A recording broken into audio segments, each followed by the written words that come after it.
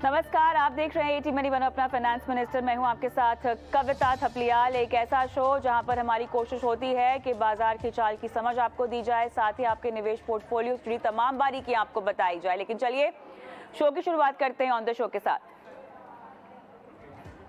Covid के दौरान निवेश शुरू करने वाले निवेशकों के लिए मौजूदा बाजार में रणनीति क्या होनी चाहिए, कैसे समझे मौजूदा बाजार को, बताएंगे आपको। हमारे साथ होंगे मैक्स लाइफ इंश्योरेंस के CIO मिहिर वोरा।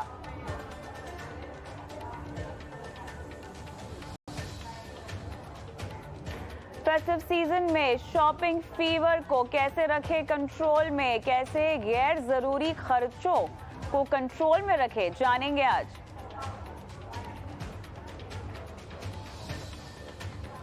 एक ही AMC के फंड्स में सारा निवेश कितना सही, क्यों अलग अलग AMC के फंड्स को पोर्टफोलियो में शामिल करना है, जरूरी बताएंगे एक्सपर्ट्स।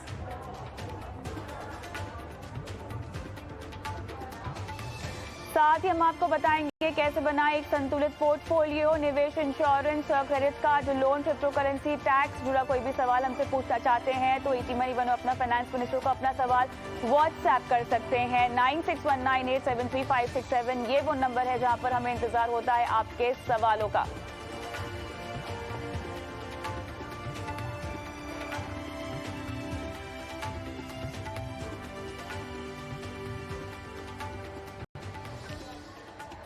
चलिए, तो यहाँ पर बाजार की जिस तरह की चाल है, निवेशकों को, खासतौर से नए तरह के निवेशकों को दशा और दिशा की जरूरत होगी। और इसके लिए आज मेरे साथ बेहद खास मेहमान शो पर जुड़ गए हैं।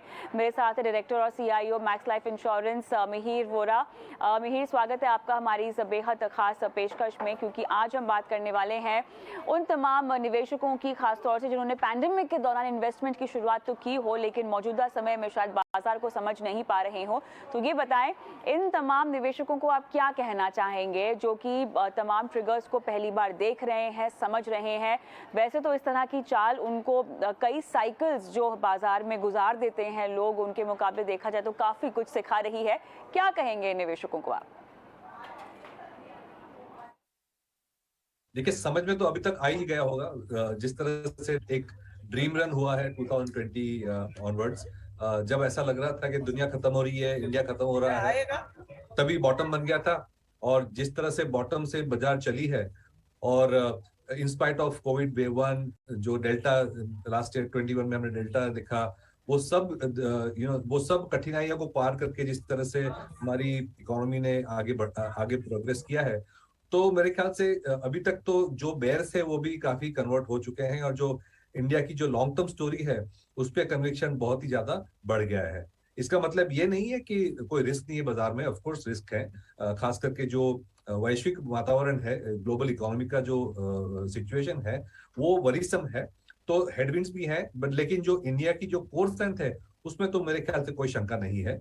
तो अगर आप लॉन्ग टर्म व्यू से अगर इन्वेस्ट कर रहे हैं तो मेरे ख्याल से इन्वेस्टमेंट अपनी बनाए रखें। और अगर आपने रेगुलर इन्वेस्टमेंट प्लान्स बनाए हैं, जैसे कि SIP है या ऐसी कोई एसेट एलोकेशन करके रखी है, तो उसको बिल्कुल कंटिन्यू करें, उसको रोके नहीं।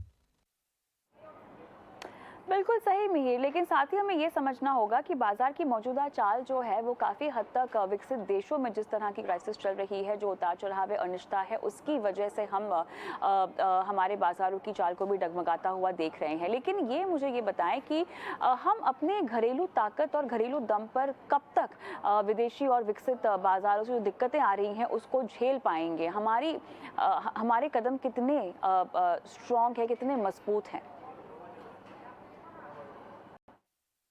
ये सबसे बड़ा क्वेश्चन है at this point in time. और मेरे ख्याल से अगर किसी इन्वेस्टर को कुछ डिसाइड करना है तो यही एक मुद्दा है जिसपे बहुत ज्यादा गौर करना चाहिए। अच्छा किया आपने ये बात को छेड़ा है। तो इसमें हम दो चीज अलग अलग से देखें। एक तो हम रिटर्न्स देखें, और एक बाजार की जो कहते हैं उतार चढ़ाव जो कहते हैं, वोलेटिलिटी कहते हैं, उसको देखें। तो जैसे हमने डिस्कस किया कि इंडिया की जो इनहेरेंट स्ट्रेंथ है लॉन्ग टर्म की, उसमें तो अभी कोई डाउट नहीं है। और मुझे लगता है कि जिस तरह से दुनिया China+1 की एक स्ट्रेटेजी अपना रही है कि सारी 90% मैन्युफैक्चरिंग चाइना में हो रही है, अब ऐसा रिस्क नहीं लेना चाहिए, थोड़ा मैन्युफैक्चरिंग चाइना के बाहर भी निकालना है।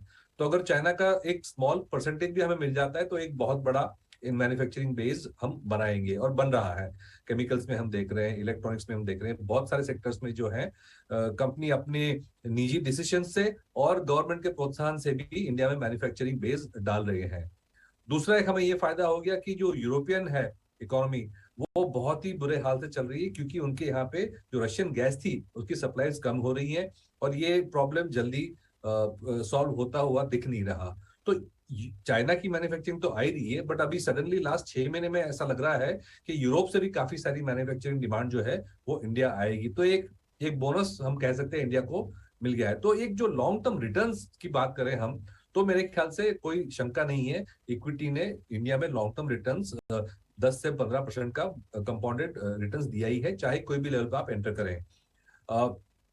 जो वोलेटिलिटी की बात है, that is also equally important, क्योंकि हमने देखा है कि स्टॉक्स एक ऐसा एसेट क्लास है जिसमें उतार चढ़ाव बहुत ज्यादा होती है।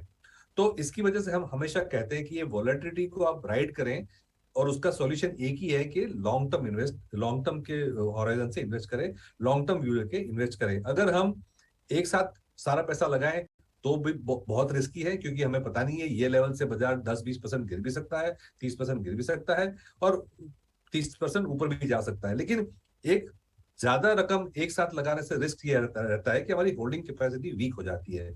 तो बेटर है कि ये वोलेटिलिटी को हम कैसे मैनेज करें, उसकी स्ट्रेटेजिक प्लानिंग करें। और इसकी वजह से हम कहते हैं कि जो रेगुलर इन्वेस्टमेंट है, चाहे आप इंश्योरेंस प्रीमियम की बात करें या म्यूचुअल फंड के एसआईपी की बात करें, वो एक साथ ना करें, over a period of time करें, तो आपकी जो वॉलेटिलिटी की प्रॉब्लम है, उतार चढ़ाव की प्रॉब्लम है, वो सॉल्व हो सकती है। तो एक रिटर्न्स बहुत ही क्लियरली हम अंडरस्टैंड करें कि रिटर्न्स बनते हैं बाजार में अच्छी तरह से लॉन्ग टर्म व्यू से, और वॉलेटिलिटी का सॉल्यूशन है कि हम अपनी एसेट एलोकेशन बनाए रखें और रेगुलरली इन्वेस्ट करें, एक साथ इन्वेस्ट ना करें। बिल्कुल, लेकिन यहाँ पर बहुत ज़रूरी है मिहिर कि हम थोड़ा सा चाइना की इकॉनमी के बारे में भी बात करें, क्योंकि पूरी तरह से हम देख रहे हैं कि वहाँ की ग्रोथ में जो धीमापन है और तमाम जो सेक्टर क्राइसिस हमें उभरते हुए दिखाई दे रहे हैं, उसका फ़ायदा कहीं ना कहीं भारत को ज़रूर मिलता हुआ दिखाई दे रहा है। लेकिन अब सवाल यहाँ पर ये है कि क्या इसका फ़ायदा उठाने के लिए भारत तैयार है योजनात्मक तरीके से, अगर हम रणनीति के लिहाज से समझना चाहें तो भारत ने कितनी मजबूती से अपनी स्ट्रैटेजी बुन रखी है? हम 2 साल या 3 साल पहले से बहुत ज्यादा तैयार हैं, क्योंकि 2-3 चीज करी है गवर्नमेंट ने जो स्ट्रेटेजिकली बहुत इंपॉर्टेंट है। एक तो आपको याद होगा कि सितंबर 2019 में गवर्नमेंट ने एक स्कीम अनाउंस की थी, और एक पॉलिसी अनाउंस की थी कि 3 या 4 साल में जो कॉर्पोरेट इन्वेस्टमेंट नया करेंगे उसके लिए टैक्स रेट्स लो रहेंगे। तो उसकी वजह से एक कॉर्पोरेट टैक्स ब्रेक अच्छा मिल गया है, और उसकी वजह से थोड़ी कैपेसिटी इंडिया में क्रिएट होनी शुरू हुई थी। अब लास्ट 2 साल में हमने देखा है बहुत बहुत क्लियरली कि गवर्नमेंट एक के बाद एक जो स्ट्रेटेजिक सेक्टर्स हैं जहां पे इंपोर्ट हमारी बहुत ज्यादा हो रही है, तो या तो इंडिया की मैन्युफैक्चरिंग कैपेसिटी अच्छी है लेकिन उसको हमने पूरी तरह से इस्तेमाल नहीं किया है। फॉर एग्जांपल इलेक्ट्रॉनिक्स हैं, कंज्यूमर ड्यूरेबल्स हैं, टेक्सटाइल्स हैं, ये सारी जो आइटम्स हैं उसमें या तो हम बहुत ज्यादा इंपोर्ट करते हैं, मीन्स हमारी विदेशी मुद्रा का यूज होता है, फॉरेक्स रिजर्व का यूज होता है, हमारी ट्रेड डेफिसिट बढ़ती है। तो ये घटाने के लिए इलेक्ट्रॉनिक्स एक बड़ी आइटम गवर्नमेंट ने सिलेक्ट करी है, और इसके लिए बहुत बड़ी स्कीम दी है प्रोडक्शन लिंक्ड इंसेंटिव की। इसका मतलब यह है कि जितनी कैपेसिटीज कंपनीज नहीं डालेंगी और उससे जो प्रोडक्शन आएगा उस पे गवर्नमेंट सब्सिडी देगी, और उसकी वजह से ये हो रहा है कि जो हमारी जो कॉम्पिटिटिवनेस है इंडिया की वो बहुत ज्यादा बढ़ गई है।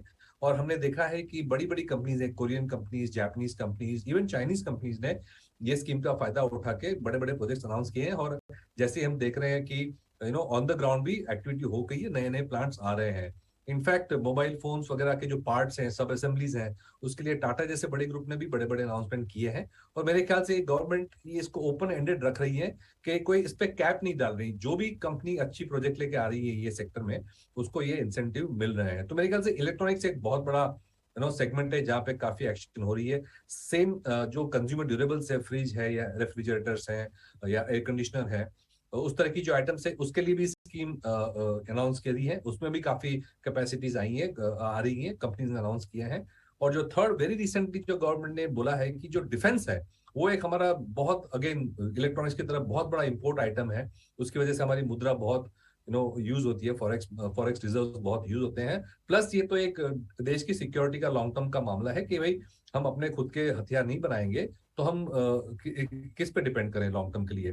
तो डिफेंस के लिए भी पीएलआई स्कीम जो है अनाउंस करी है, और डिफेंस को इंडिजिनाइज करने के लिए, माने कि देश के अंदर ही बनेगी ये कैपेसिटीज जो है, उसके लिए भी अच्छी स्कीम्स गवर्नमेंट ने रखी है। तो मेरे ख्याल से दो तीन चीजें जो है, चाइना, यूरोप, ये दोनों का प्रोडक्शन इंडिया में आ रहा है, और गवर्नमेंट भी जाग चुकी है और अच्छी अच्छी स्कीम्स ला रही है मैन्युफैक्चरिंग के लिए। तो मेरे ख्याल से जो एनिमल स्पिरिट्स है इंडियन एंटरप्रेन्योर्स का, वो अब मेरे ख्याल से उभर रहा है। जो 7-8 साल का जो हमने स्लम्प देखा था, 7-8 साल की जो हमने मंदी देखी थी, वो मेरे ख्याल से अब कम हो रही है, और इन्वेस्टमेंट साइकिल है जो सबसे सबसे ज्यादा जरूरी है इंडिया के ग्रोथ के लिए, वो वापस आ रही है। तो मिहिर, ये बताएं कि इस एनिमल स्पिरिट और इस जोश को आप कैसे भांप रहे हैं इन्वेस्टमेंट स्ट्रैटेजीज के लिहाज से? कौन कौन सी ऐसी थीम्स हैं, सेक्टर्स हैं जिसमें आपको दिलचस्पी है, इन्हीं तमाम ट्रिगर्स को ध्यान में रखते हुए?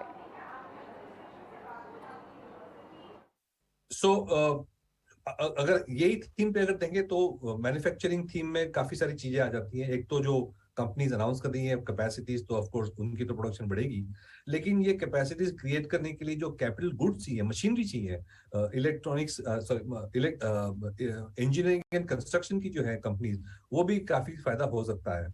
दूसरा ये भी है कि जब ये सब इकोसिस्टम बनती है तो उसके लिए इंफ्रास्ट्रक्चर की भी जरूरत अच्छी पड़ जाती है, उसके लिए बिल्डिंग्स भी बनाने पड़ते हैं। तो रियल एस्टेट एंड कंस्ट्रक्शन में जो है उस इससे इसकी वजह से स्टिमुलस मिलता है। तो मेरे ख्याल से एक बार जब एक सेगमेंट बढ़ने लगता है तो उसके आजू बाजू की इंफ्रास्ट्रक्चर, सर्विसेज, जॉब क्रिएशन की वजह से बाकी सब सेगमेंट में भी ग्रोथ आती है। हमारा ब्रॉड थीसिस ये है कि इंडिया की जो डोमेस्टिक कंजम्पशन है, अगर हम कुछ ना करें तो 5 से 6% की जीडीपी ग्रोथ हम कर सकते हैं, लेकिन 6 से अगर 8 या 9 करना है तो ये investments and real estate and infrastructure से ही आएगी। मेरे ख्याल से इन्वेस्टमेंट्स की जो साइकिल है वो धीरे धीरे करके शुरू हो रही है। जिस तरह से जॉब क्रिएशन हो रही है, तो हमने देखा है कि लास्ट 1 साल में रियल एस्टेट में भी अच्छी डिमांड आ रही है, और इंफ्रास्ट्रक्चर पे तो गवर्नमेंट एनीवेज काफी कुछ काम कर रही है। और एक बड़ा जो एरिया है रिन्यूएबल्स का, जिसमें सारे बड़े बिजनेस हाउसेज ने अनाउंस किए हैं बिलियंस ऑफ डॉलर्स के प्रोजेक्ट, वो भी एक बड़ा इन्वेस्टमेंट एक एरिया है जो बन रहा है। तो मेरे ख्याल से capital goods, construction, engineering companies जो है, मशीनरी बनाने वाली कंपनीज है, प्लस ऑल दीज कंपनीज जो एक्चुअल कैपेसिटीज डाल रही है मैन्युफैक्चरिंग के लिए, खास टेक्सटाइल्स में, केमिकल्स में, इलेक्ट्रॉनिक्स में, ये थीम हम ये ब्रॉड थीम में खेल रहे हैं, और ये सारे सेक्टर्स में हम ओवरवेट हैं।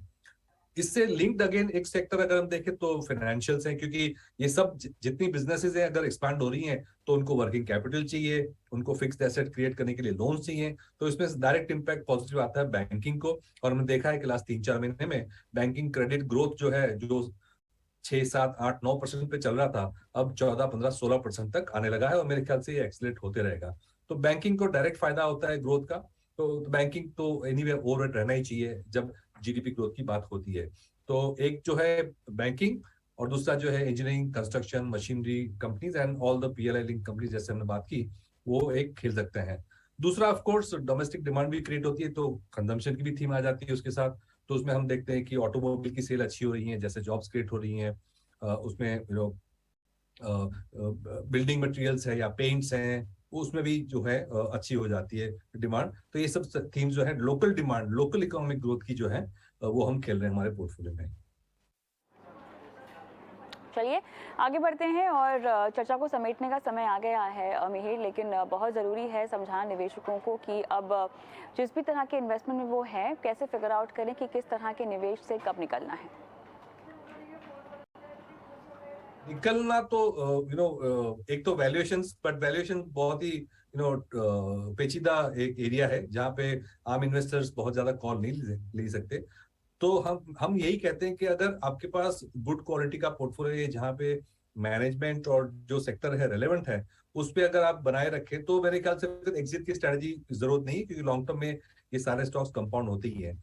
लेकिन जो आपने अगर ऐसा कोई स्टॉक लिया है, अगर किसी की टिप की वजह से लिया है, जहां पे आपको मैनेजमेंट के बारे में कुछ पता नहीं है, इंडस्ट्री के बारे में पता नहीं, तो वैसे स्टॉक्स अपने पोर्टफोलियो में नहीं रखने चाहिए, क्योंकि जो कैपिटल लॉस होती है वो रिकवर करना बहुत मुश्किल होता है। दूसरा एक जो नहीं करना चाहिए वो लेवरेज नहीं करना चाहिए। अगर आपको लॉन्ग टर्म इन्वेस्टमेंट करना है तो वो बोरोड मनी पे नहीं करना चाहिए। तो ये एक दो चीज मैं कहूंगा as far as exit is concern. बहुत बहुत धन्यवाद मिहिर, समय निकाला आपने और इतनी बारीकी से निवेशकों से बात की है और बताया कि इन्वेस्टमेंट के लिहाज से क्या करना चाहिए।